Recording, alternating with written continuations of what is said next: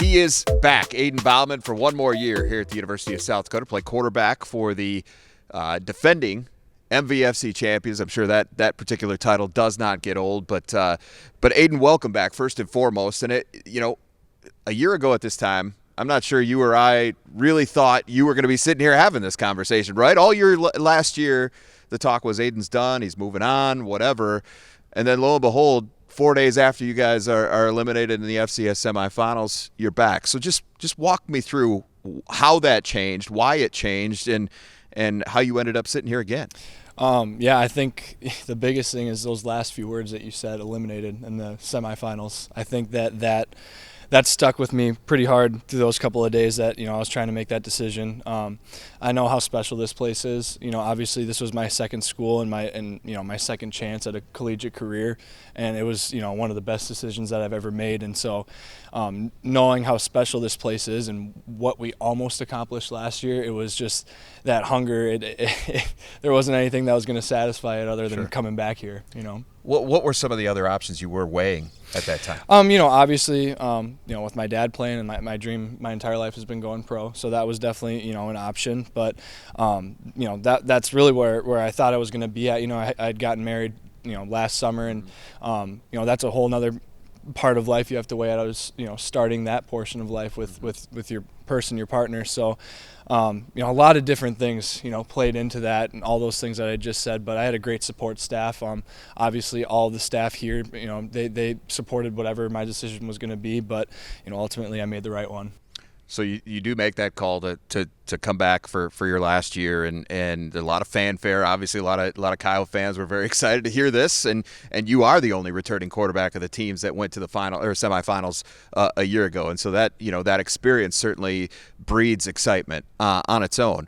But a lot has changed since you made that initial announcement. Obviously, just a few weeks later, Bob Nielsen decides to step down, call it a career. Travis Johansson takes over.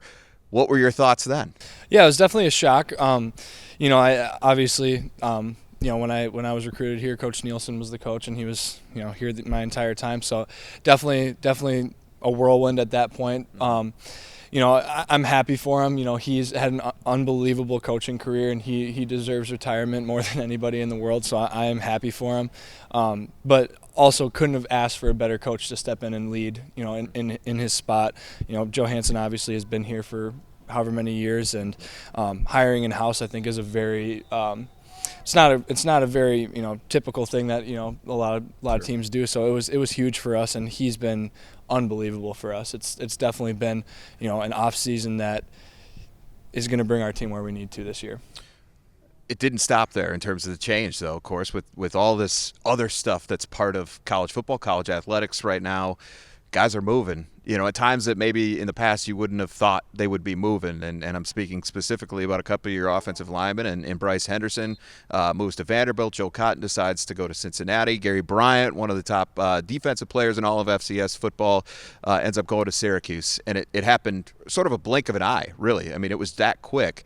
Between the coaches, between some of the starters and heavy participants in what you guys did accomplish last year, at any point did you feel like, hey, maybe I didn't make the right call here? No, I don't think I felt that one time. Obviously unbelievable players, still love those guys, still have relationships with them, and everyone makes decisions for different reasons, so I don't judge them at all, and I'm happy if that's the right decision that they made. But ultimately all that matters is who's in the walls here, you know what I mean? So it was definitely tough. I mean, that's, like you said, that's the landscape of college football. There's nothing we can do about it. It's not going to make it easier or harder because every other school is going through the exact same thing that we are. So the biggest thing that we just had to keep portraying throughout the entire spring to everybody in this facility was, we're not the only ones. We can't hang our heads on this. It's happening to everyone else. We just have to keep our heads down and grind even harder every single day, and that's what we did. Yeah, when you got through spring and kind of the dust started to settle once again and you started to get a better feel for exactly who was going to be here, and then obviously you're watching new guys come into the program as well.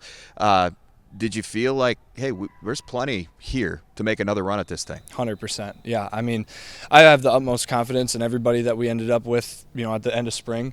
And not to mention, I mean, we've brought in a lot of transfers, a lot of guys that are extremely skilled, extremely talented, extremely hardworking. And the biggest thing is they're just good people. I think that it's not super common that in a program, of this caliber that you have pretty much top down just great young men, and we have that here. So it's been a really challenging and difficult off season to navigate, but at the end of the day super rewarding because I know how good we can be this upcoming season, and it's really exciting.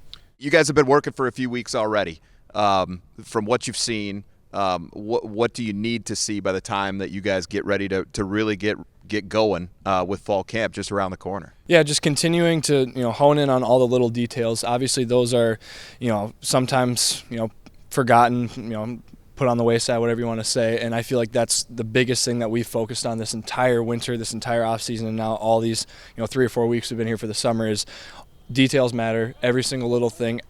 Like how you carry yourself outside of the building, in the building, and workouts, everything. So continuing to just work at those things. Obviously, for the amount of new guys that we have, continuing to master the offense and defense for them, which truthfully they've surprised me in a very pleasant way. They've come along very quickly, and like I said, some absolutely freak athletes out there. So there's some names that maybe some Yotes fans haven't heard of before this season that they're going to hear about next year, and it's going to be really exciting. All right, well, the last couple of years, 21 wins, an FCS quarterfinal appearance, an FCS semifinal appearance, the first ever share of a Missouri Valley Football Conference title. That's all happened in the last couple of years, but with all this and with it being your last year, is it national championship or bust? I mean, yeah, that's the plan. None of us are afraid to say that here. Like that's our number one goal is winning a national championship. No ifs, ands, or buts. I believe everybody in this building is bought into that. I believe everybody in this building and all of our players, have the potential and the capabilities to be able to bring our team to that pinnacle. So, yeah, that's the number one goal, and that's our only goal this year.